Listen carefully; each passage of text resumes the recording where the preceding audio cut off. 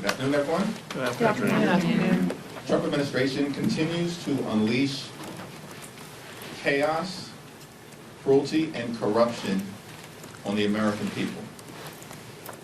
Donald Trump and extreme MAGA Republicans have been a complete and total failure, domestically and internationally.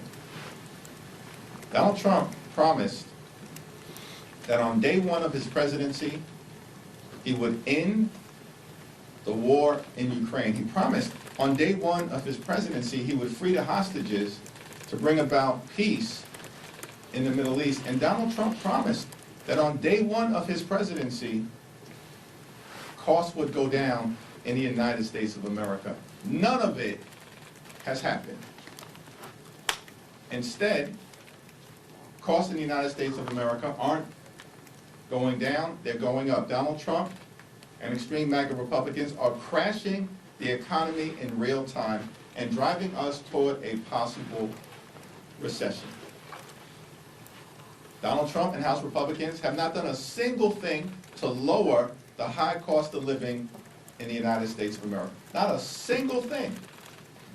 Instead, Republicans are trying to jam this one big, ugly bill down the throats of the American people.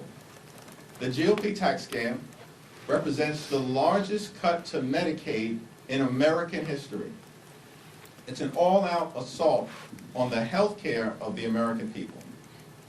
Children, families, people with disabilities, seniors, veterans will all be hurt by the GOP tax scam.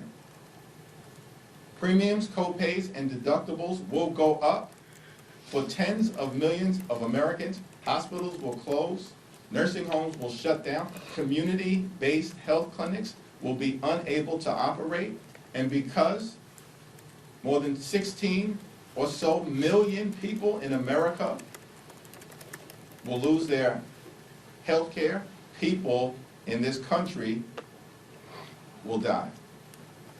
That's what Republican governance has brought to the United States of America. The GOP tax scam will also cut nutritional assistance from the American people.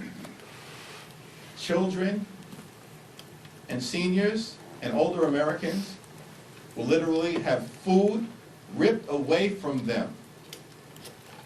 And this all-out assault on health care, this all-out assault on nutritional assistance is being done by Republicans so they can provide their billionaire donors with massive tax breaks that they don't need and don't deserve. The one big, ugly Republican bill will hurt everyday Americans in order to reward billionaires. At the same time, Donald Trump and his actions, which do not appear to be consistent with the United States Constitution, takes unilateral offensive military action without seeking the approval of the United States Congress. The use of military force, which is offensive in nature, must be approved by the House and the Senate. That's according to the Constitution. It's not optional, Donald. It's not. The framers of the Constitution actually gave Congress the power to declare war for a reason, so the American people, through their elected representatives, would have the opportunity to debate the issue and make some decisions as it relates to what's in the best interest and the national security of the American people. Donald Trump and the administration chose to ignore the Constitution. And so they're going to have to come before Congress and explain their justification for an offensive military strike against Iran. Yes, we can never allow Iran to become a nuclear power. And of course Israel has the right to defend itself and will support Israel's security in an ironclad manner. But the Trump administration intentionally decided to ignore the aggressive diplomacy that was available to it to try to address the Iranian nuclear threat and ignore the requirements of the Constitution, and now they've got to explain why. And we expect that justification, not just at the classified briefing behind closed doors tomorrow, but we expect them to explain to the American people the basis of the strike. What were the results in terms of actually thwarting Iran's capacity to become a nuclear power? And what are the Trump administration plans to avoid another potentially disastrous war in the Middle East where thousands of American lives are potentially at risk? What is your plan to avoid another foreign war? A promise you made, a promise that Donald Trump made to the American people last year. And just like every other major promise that he made on the campaign trail, he's failed to keep it. Question? Mr. Leader, you've been very... Thank you, Thank you. Mr. Leader. I know you just said it's not optional to use military force without consulting Congress, but what is your specific reaction to this afternoon's retaliatory strikes? Also, were you briefed this morning about the potential for retaliation?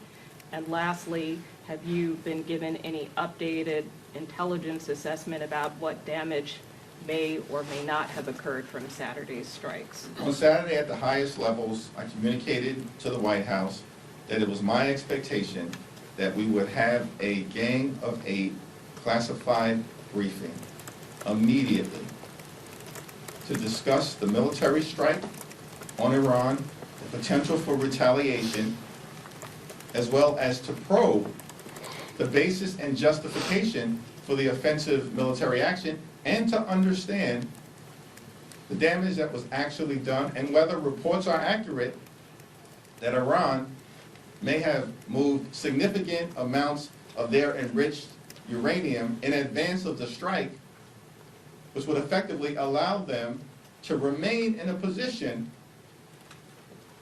to become a nuclear power. That Gang of 8 briefing has not taken place.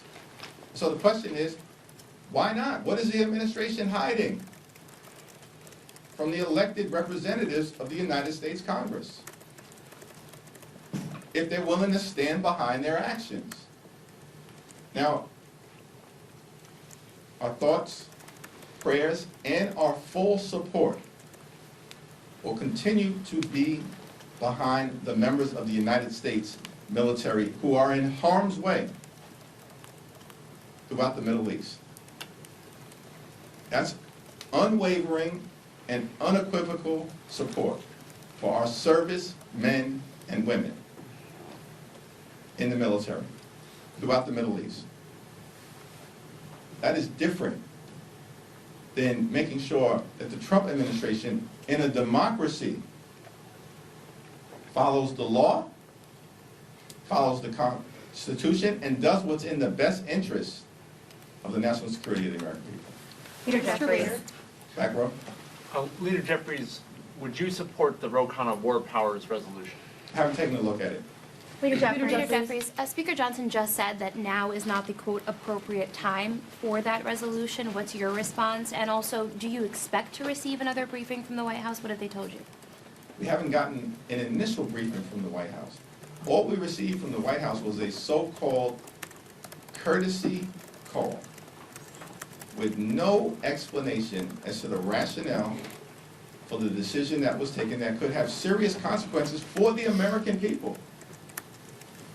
I asked for a Gang of 8 briefing. It has yet to occur. And it's not clear to me what the administration is hiding from the Congress and from the American people. If they have a case to make, come up to Capitol Hill and make it.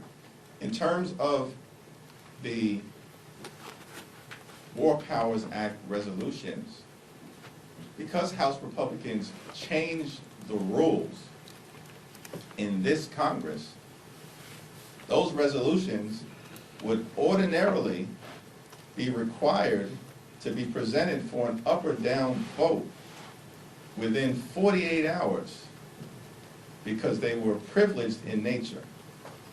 For some reason, House Republicans don't want to have a full and comprehensive and swift debate on the War Powers Act issue before the American people. So they've changed the rules such that the resolutions aren't even eligible for a debate on the House floor until several weeks from now.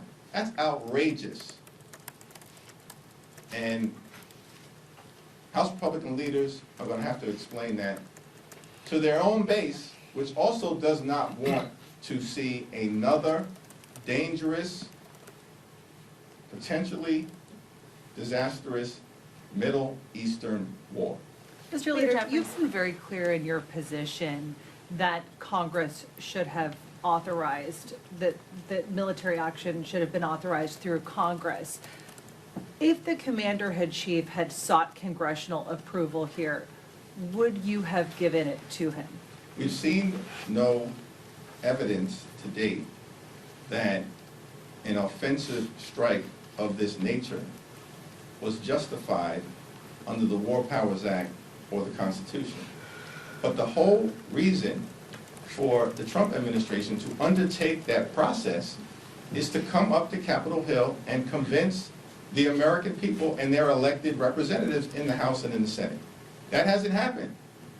And what I can say is not a scintilla of evidence to date has been presented that I have seen to justify the notion that there was an imminent threat to the United States of America. If the administration has evidence to the contrary, come up to present it. We're not hard to find, I'm not hiding, and we've asked for a Gang of Eight briefing. Tomorrow, there will be an opportunity for every single member of the House to hear the information from the administration, and hopefully they will present it in a manner that's comprehensive. It will be probed, it will be tested, it will be aggressively pushed back against, and then we'll see what the outcome is after that classified Just briefing. up until this point, what is your estimation of how close Iran has been to obtaining a nuclear weapon? That's a question that the administration is going to have to provide to us and to the American people. Mr. Leader. Thanks. From the back. Yeah, Leader Jeffries, you clearly think President Trump's actions here were unconstitutional. So what are you and other Democrats going to do to hold him accountable, if not a vote on the War Powers resolution? I clearly think that there's no basis that I've seen to justify his actions that involve in running the United States Congress. The Trump administration will have an ability to try to convince members of Congress on both sides of the aisle that it was a justified action and ultimately convince the American people. And that will begin tomorrow, and we'll see what happens from there. There's no evidence that I have seen to justify the military strike that took place in the absence of securing congressional approval. Leader Jeffries, thank you for taking my question. There are some members in your conference that have suggested impeaching President Trump over these Iranian strikes. Impeachment has come up not just from AOC, but other members. Is that a tool on the table for you if you were to take back the House? I think what's on a tool that's on the table right now is to continue to demand that the administration present itself before the United States Congress and make the case to the American people as to why this extraordinary step has been taken. That's step one. Step two is for the War Powers resolution, whether that's the one that has already been introduced or others that may subsequently be introduced, for those resolutions to be debated on the House floor, as should have occurred already. And then we'll see where we're at thereafter. So you're not taking any calls for impeachment seriously right now? This is a dangerous moment that we're in, and we've got to get through what's in front of us. And what's in front of us right now is the Trump administration has a responsibility to come to Congress, justify its actions, for which we've seen no evidence to justify its offensive strike in Iran, and we also don't even know how effective the strike has been. There's zero evidence that I've seen that the nuclear program was completely and totally obliterated, as Donald Trump has claimed. No evidence that has been presented to Congress to suggest that that has occurred. Let's see what happens at the classified briefing tomorrow. Second. Thanks for taking my question, Leader Jeffries. What's your level of concern that this conflict could escalate and other countries, more powerful countries, could get involved? The approach that was taken by President Barack Obama, which I strongly supported, to prevent Iran from becoming a nuclear-capable power, which is a goal that all of us should share, and I do, is aggressive diplomacy. When President Obama entered into discussions to try to secure a nuclear agreement to prevent Iran from becoming capable of developing a nuclear weapon, it was a discussion that involved diplomacy from the United States, Great Britain, France, Germany, Russia, and China, all at the table, entering into an agreement that took Iran's capacity from racing to a nuclear weapon from inside of 3 months, which is where it was at the time, to outside of a year. Everyone agreed that Iran was complying with the agreement that had been reached, which had its flaws, but was working as it had intended to significantly push back Iran's capacity to break out and develop a nuclear weapon. Donald Trump comes into office, and because he's such a hater, particularly as it relates to all things Barack Obama, he pulls out of the agreement, even though Donald Trump's own administration, his own national security apparatus, his own Department of Defense confirmed repeatedly that Iran was adhering to the agreement. When Barack Obama was president and when Donald Trump was president the first time, Donald Trump pulls out and set this whole situation that we're in right now into motion. On Friday, Donald Trump says, we're going to allow for the next 2 weeks to occur so that we can pursue a diplomatic resolution. He lied to the American people, turned around, and without congressional authorization, launched an attack that does risk the possibility of further United States entanglement that will cost us trillions of dollars and thousands of lives if it goes the way of the failed war in Iraq and the challenges that we had over a 20-year period of time in Afghanistan, notwithstanding the fact that our involvement in Afghanistan was clearly justified because we had to take out Al-Qaeda and the Taliban who were housing them. These Middle Eastern situations are rough situations. The American people see this clearly, which is why one can't just simply unilaterally decide to potentially entangle us in another conflict. It's the purpose of the constitutional provision, I think, Article 1, Section 8, Clause 11. If I'm wrong, someone will point that out immediately. There's a reason for it. And Donald Trump chose to abandon it. Thank you, Mr. Leader. House Republicans, including Derek Van Orden and Byron Donalds, have suggested that the Trump administration was justified in not providing the briefings that you've asked for because the information would be leaked. They say that members would leak to the press and that the Trump administration was correct to keep this information secret. What's your response to these Republicans who say that you all would have leaked the information, classified information, had you received it in the manner that you requested The it? Trump administration can't point to a single example of a Gang of 8 briefing being disclosed to the American people in a manner that would have created harm to the United States of America. I challenge them, point to a single example of a Gang of 8 briefing over the last several administrations resulting in information that was classified becoming public. What is the administration hiding? And by the way, the strike has already occurred.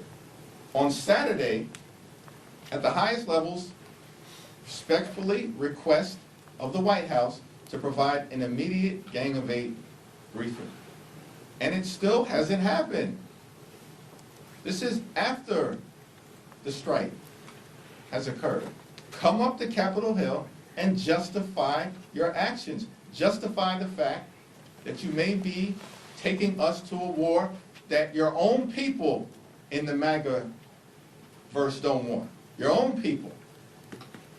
And you have a responsibility to explain that to the American people, and so far, they failed to do it, even at the highest levels of congressional leadership.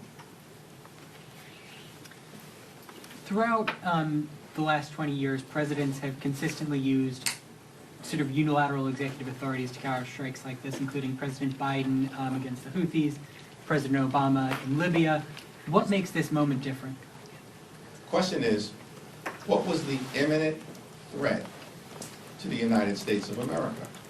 And there's been no evidence to present an imminent threat. Now, if the administration believes that it existed, then they have an opportunity to present that to the American people and to Congress as the elected representatives of the American people. Up until this point, they've not provided any evidence of an imminent threat. The only suggestion has been that we can't allow Iran to become nuclear capable. We agree. That's been a consistent position of Democrats and Republicans for decades. And the question is, what justified this particular action, and was it even successful